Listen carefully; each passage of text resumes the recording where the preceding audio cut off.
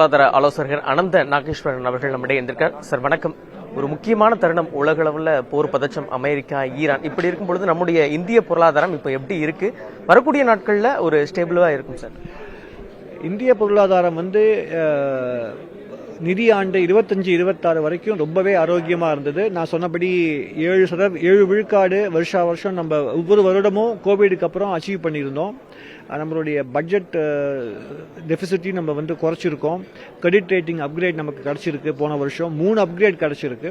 So இந்த Persian கல்ஃபில் நடக்கிற இந்த சண்டையினால இந்த வருடம் நமக்கு பாதிப்பு இருக்கும். அது எவ்வளவு பாதிப்பு இருக்குங்கிறது இப்போ நம்மளால கணக்கிட முடியாது. ஏன்னா நம்மளுடைய புது நிதியாண்டு இப்போ தான் ஆரம்பிச்சிருக்கு. ஆனால் எந்த தாக்கம் வந்தாலும் நம்மளுடைய பொருளாதார நிலைமை நல்லபடியாக இருக்கிறதுனால அதை நம்மளால சமாளிக்க முடியும். நம்ம அந்த டாப் 5ல இருந்தோம் சார். இப்போ வரக்கூடிய இப்போ எந்த லெவலில் இருக்கும்? இன்னும் நம்ம முன்னேற்றம் எந்த லெவலில் இருக்கும்? அது இப்போ நிறைய பேர் அது இந்த மினிஸ்ட்ரி ஆஃப் ஸ்டாட்டிஸ்டிக்ஸ் நம்மளுடைய ஜிடிபி அதனுடைய மதிப்பை கொஞ்சம் அவங்க அந்த புது மெத்தடாலஜி கொண்டு வரும்போது ஒரு 11 லட்சம் கோடி அது கம்மியா இருக்குன்னு சொல்லி காமிச்சிருக்காங்க.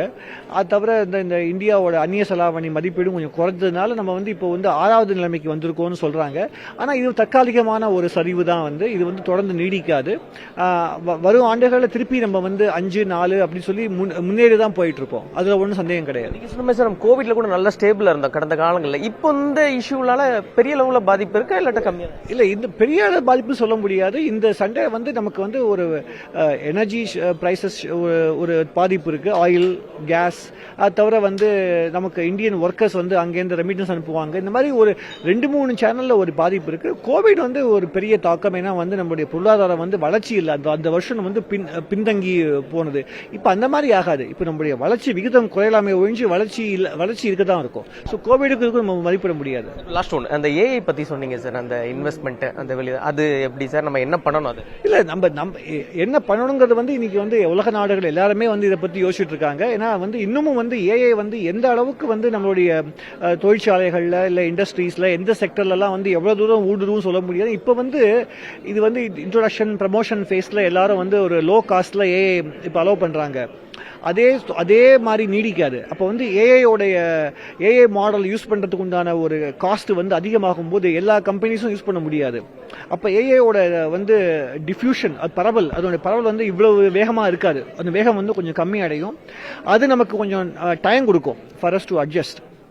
ஸோ நான் சொன்னபடி ஏஐ ஐடி செக்டர்ல மட்டும் இல்ல, பாக்கி செக்டர்ல நம்ம எப்படி அதை சமாளிக்கணும்னா, ஏஐ எங்கெல்லாம் பாதிக்காதோ அந்த செக்டர்கள்ல அந்த தொழில், அந்த ஒரு திறன், அந்த ஒரு நுட்பம், அதெல்லாம் நம்மளுடைய யங்ஸ்டர்ஸ் யூத் அது தே ஷுட் எம்ப்ரேஸ்.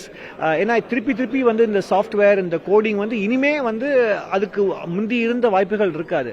அதை பத்தி நம்ம வருத்தப்படுறதுல ஒன்றும் ஒரு பயன் கிடையாது. ஏன்னா இது பொருளியல் மாற்றம், தொழில்நுட்ப மாற்றம் வரும்போது இந்த மாதிரி தான் சில துறைகள் முன்னாடி ரொம்ப ஷைனிங்கா இருந்தாலும் பின்னாடி அதனுடைய அதே அளவுக்கு வளர்ச்சி இருக்காது. இது நம்ம 200-300 ஆண்டுகளா உலகத்துல தொடர்ந்து பார்த்துருக்கோம். இதுவும் இந்த ஒரு டெவலப்மெண்ட்டும் அந்த மாதிரி தான் நம்ம எடுத்துக்கணும். ஸோ இதை ஒரு ஆப்பர்ச்சுனிட்டியா எடுத்துக்கிட்டு எந்தெந்த துறைகள்ல ஏஐயோட பாதிப்பு இருக்காதோ அந்த துறைகள்ல நம்மளுடைய யங்ஸ்டர்ஸை ஸ்கில்லிங் பண்றதுக்கு நம்ம லட்சியங்களுக்கும் உபயோகமா இருக்கும். வேலைவாய்ப்பு ஆப்பர்ச்சுனிட்டிஸும் ரொம்ப அதிகரிக்கும். நன்றி சார்.